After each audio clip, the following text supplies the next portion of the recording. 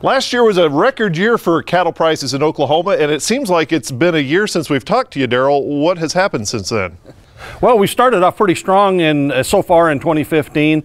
We're still trying to get a feel for the market and waiting for new data. One of the things that has happened is we've gotten new trade data recently, and we're still finishing up last year. There's a couple month delay in that. So, beef exports were down in November, the latest month. Beef imports were up.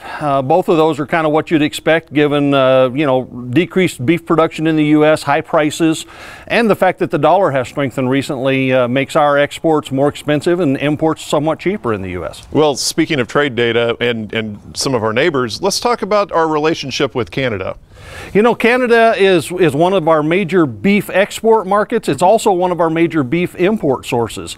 And sometimes people don't understand why we would do both of those things. But, there's several issues at work here with Canada. First of all, beef is lots of different products. And so we don't all like the same things. And so trade helps basically match the product mix in both countries to the relative preferences for consumers there.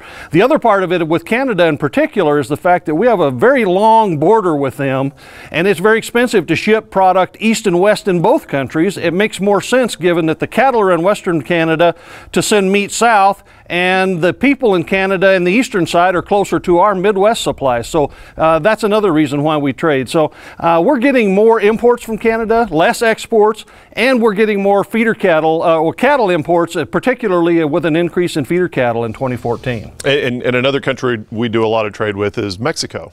Mexico, likewise, is one of our major beef export and import markets. And again, that's a relatively recent development, at least part of that. Mexico has been a source of feeder cattle to the U.S. for many, many years. And for 20-something years, it's been a fairly important export market for the U.S. But in the last 5 years, Mexico has become the fourth largest source of beef imports into the U.S. And so things have changed in Mexico. Again, it's a bit more like Canada now, in that we have more trade of products, trying to sort out who likes what the most and how we can improve that. And of course, that adds value to the markets in both countries when we do that. Okay, there are a lot of Oklahoma producers that are thinking about expanding their herds and all that this year, buying cattle, selling cattle. What should 2015 look like? It looks like we're on track to, continue expansion of the herd. I say that. We haven't got the data to confirm for sure that 2014 was expansion, but I'm quite confident that it will show some herd expansion. It really hinges in the Southern Plains still on moisture conditions. We had a pretty good year in 2014, but we're clearly not out of all the drought, and we're still vulnerable, and so that will be a major factor as we go into the spring. When do you think we'll meet the levels of cattle that we had back before the big sell-off of 2011? At this point, I think it'll take much of the rest of the decade, frankly, to get back to the last time.